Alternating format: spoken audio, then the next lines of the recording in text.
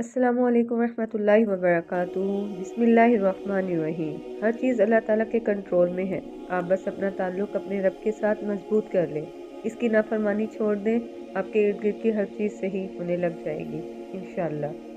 हम इंसान बहुत जज्बाती होते हैं, हमें हर चीज़ जल्दी चाहिए होती है। हम कुन सिर्फ पढ़ते हैं लेकिन फायकून पर यकीन नहीं रखते, जबकि अल्लाह और इंसान के दरमियान सबसे गहरा रिश्ता यकीन का ही तो है।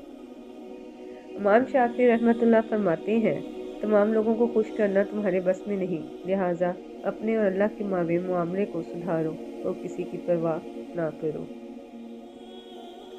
यूसुफ हमें सिखाती है कि बीमार सेहतयाब हो जाते हैं, खोए हुए मिल जाते हैं, मुश्किलें आसानियों में बदल जाती हैं और गम खुशियों में बदल जाते हैं, और बेशक सब अल्लाह के हुक्म से होता है।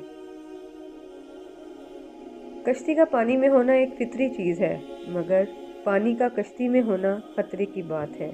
इसलिए दुनिया के दिल में रहें, मगर दुनिया को अपने दिल में मत रखें। वमल हयात दुनिया इल्ला लाइबुन व लहवुन, और दुनिया की ज़िंदगी तो बस एक खेल और तमाशा है। अल इनाम। नई नई बुलंदियों को ज़रूर छुएं, मगर ऐसी ऊंचाइयों से बचें जहां से दूसरे लोग छोटे नजर आए। दुनिया और आखिरत की तंगी से पनाह की दुआ। अल्लाहुम्मा इन्नी आउज़ु बिका मिन ज़ीक़ि दुनिया व ज़ीक़ि यौमिल क़ियामा।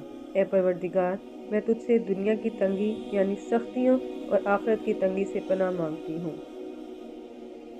Thanks for watching. Please like and subscribe my channel.